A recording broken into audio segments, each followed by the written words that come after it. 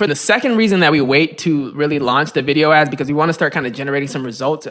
Even if you can get some revenue, some sales coming in already with just the image ads, that'd be even fantastic. So that, because there is an investment, it's not a crazy investment. You can even do it yourself for free. So you can still even get videos up quickly.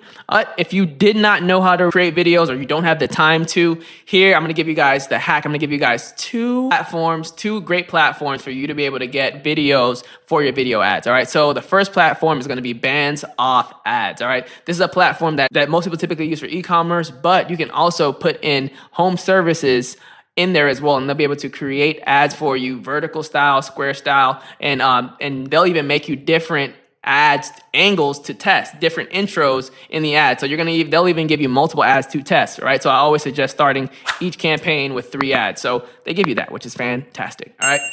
Then the second platform to use, if you want to have UGC, right? So the UGC that you guys are probably used to is going to be Billio, all right? It's going to be a little bit, the price is going to be a little bit more inflated, but you're going to be able to choose and be able to get creators that are able to specifically speak that offer. That's why we want to make sure we have that offer first, right? Because you see how we're starting to spend money. We do not want to start spending money on something that we don't know works. That's why it's imperative that we improve the offer before we start doing this, right? So now we move that over and started getting some video ads, right?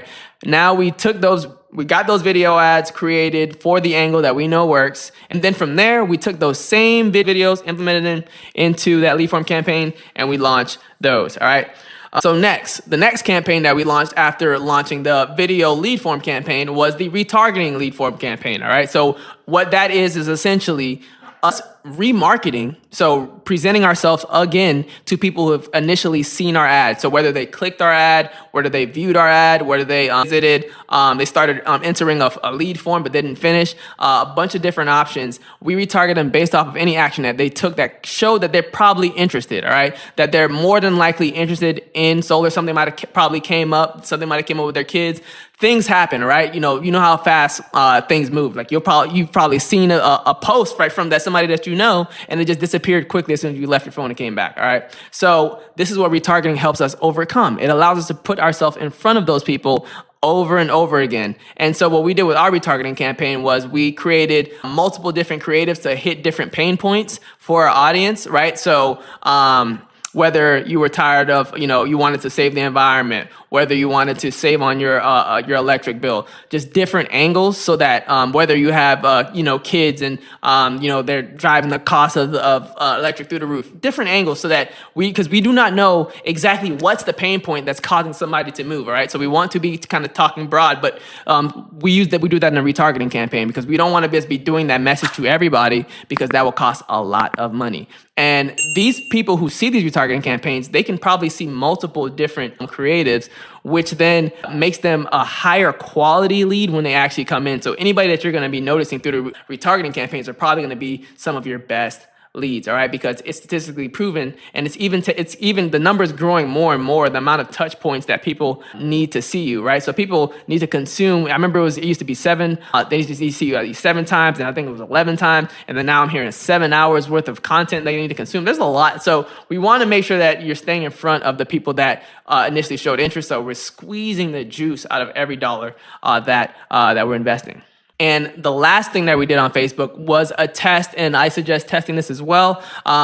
This is going to take a little bit more of your time. If you don't have an appointment setter, you're going to have to manually do this. But one thing that we tested was messenger campaigns, right? So direct Instagram DMs, direct Facebook Messenger, so that people can actually conversate with us. So that would specifically be for those people who do not necessarily, want to give their info. They just want to talk. And why that's really powerful is that the response rate that we've seen so far on these DM platforms is a lot more than people responding to emails, texts, or things of that nature.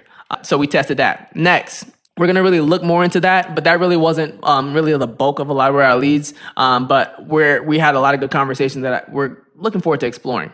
So now that we have all of those campaigns, now you see what we did, right? So there's a bunch of different levels that go to this.